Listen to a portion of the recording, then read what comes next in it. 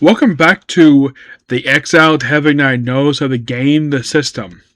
Anime Review, Episode number 2. We're here to discuss the episodes 4 and 5 for the series. With this, I'm pretty much all caught up, and yes, it's automatically on my review. It's already on my review schedule. I'll review the next episode when it comes out on Thursday, along with From Overshadowed, Overpowered. But like in the case of that one, this one I do not have a confirmed episode. Unlike in the case of this one, I do confirm episode count, which is 26 episodes.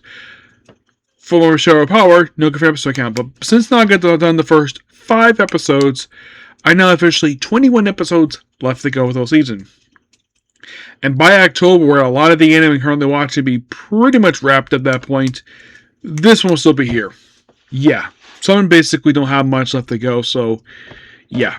So, in these 2 episodes, we begin right left off last episode where Ithar is taking on the Mad Ghoul, I think it's like the Mad Ghoul, I think it is, where basically he buys time for the demon adventure to recover. He tells the 2 guys there, take him away, take him someplace safe, while he takes on this particular Mad Header. And I love the fact the way his hair moves, and that's not CG. That looks like it's used. It's weird how the hair looks in some characters, where it's normally hair is usually like very straight, not usually moving. Yeah, a lot of the time in anime I've seen, hair does not move. This is the first anime I have ever seen where the hair moves along with a person. And he uses skills to deal with a level 40 monster. And he's currently at level 16. And he does a pretty good job battling the damn thing, even though it's basically a blowout.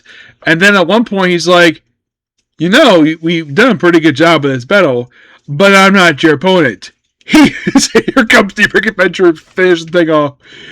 And, well, he drops the Arrogant Act, and he gets a new shield, which is worth about 3 million gold. Damn, on the marketplace. And he gets a crystal. And he gets paid a ton of money for this damn thing. Because he's given the credit for beating the damn thing. Despite the fact that, well, Dick Richard laid the final blow. But he did a lot of the work. So it turns out, basically, the Daring Adventure. Let me find out the guy's name so I can name him here.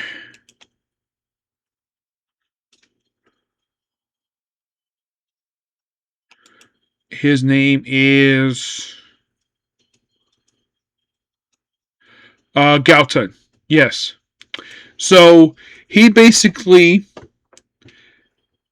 he apologizes for his arrogance that he showed at the end of episode 2, and what he's shown in episode 3. He apologized for it, and the other 2 adventurers think, oh, baby, you can venture it. Like, no, you have to work for it. Yeah. So he approved. Apparently, the guild sent him basically to make sure he wasn't cheating, just to keep an eye on him, which he passed. And then he gets paid 3 big, like 1 regular sized bag, 1 medium bag, and a gigantic bag of gold. It looks like he got paid. I think he said about almost 1 million gold he got paid for this one job. Yeah, and well, he gets approvals the rank of from F to E. So then he buys some potions. He's got enough to live off for a little bit, but he needs skill books. He does go to the healing shop, shop by healing potions. Apparently he's been all over town trying to find skill books, but none of them have him. And the reason is because the nobles have been hoarding them. Now, the whole thing with skill books in anime it's the first time I've usually heard grimoires or magic books, but not usually skill books. That is not necessarily something basically I've come across. First I've heard of any, usually like just magic or grimoires, not skill books. And this particular one he wants, which the title of the episode is like Fang of the Insanity, I think it's called. Yeah, Fang of Smoldering Insanity. And so basically there's this black market shop where he's able to find the damn thing and Like, he has 5 skill books, and the first skill book he comes across is worth market value over 2 million gold. And then all of a sudden, like, the 4 books, good adventure books, but not the ones he wants. He wants the Insane Smoky Fog. And he happens to find it. And apparently it's worth 50 million gold. Yes. And then he really wants the thing, but he doesn't have the money to buy it. He does request the owner, who is this old lady who's dressed like a witch and smoking up the whole place, because as soon as he walked in, the place was covered in smoke. Well, because this woman's smoking a pipe. I'm guessing she's probably just smoking tobacco. Must really good tobacco. And of course, she agrees to hold it on to him, but he has to pay 5 additional. So he has to pay 55 million gold for this one book. And he also theorized that his father, which he's not brought up since episode 1, might be one of the worst hoarding these skill books, because they don't know what to do with them. Instead of letting adventurers have them, the nobles apparently, the way they're mentioned here is that, it seems like all nobles, except for our lead character, are complete dicks. Is that they don't care about anybody but their own pockets. Yeah, that's what it seems like in the ways. And then he's like, okay, I gotta form a party with somebody. Like, first year I was ready dungeon himself, does, basically your options, and then a party, and then we debut, finally, the female lead of the series, 5 episodes in. Yes, she was seen briefly in the first episode, but we don't exactly see her until episode 5 in the proper main story. Her name is Riche, and she is a parrot. Well, basically she's like a jester.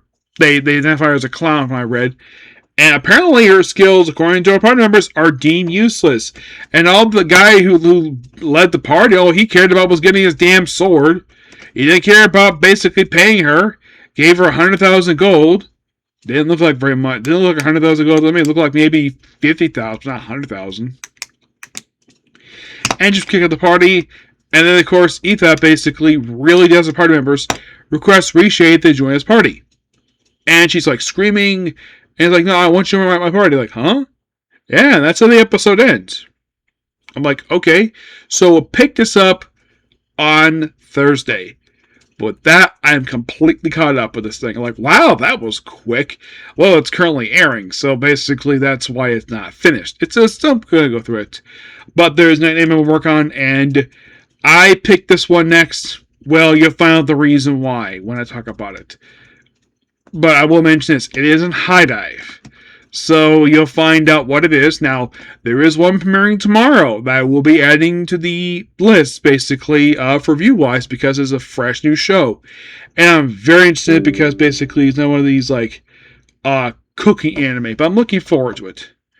Yep. But yeah, that's pretty much it for the video. Please be sure to like, comment, subscribe, turn on notifications. Well, next up is, the brand new anime. What it's going to be, you'll find out and see, because this is one I wanted to do before when I was last on Toku break, but I didn't have time. But I figured, though, I was going to see this one next, after the anime I was going to do next, but I did not want to bring this to work with me, this anime, because it's a really anime I'd rather show my coworkers, so I'd rather watch it at home. The other one I don't mind, but this one, I gotta watch it at home. Yeah, so the next one, basically, after that one, that is definitely scheduled to be next. So what these anime are going to be, you'll find out when you see the title of the video.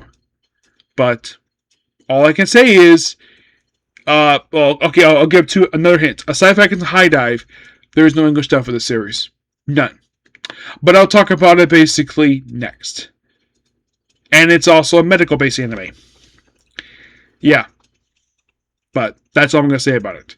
So, that's pretty much it for the video. Please be sure to like, comment, subscribe, to notifications. Well, next up, that brand new anime. Okay, next video. Bye.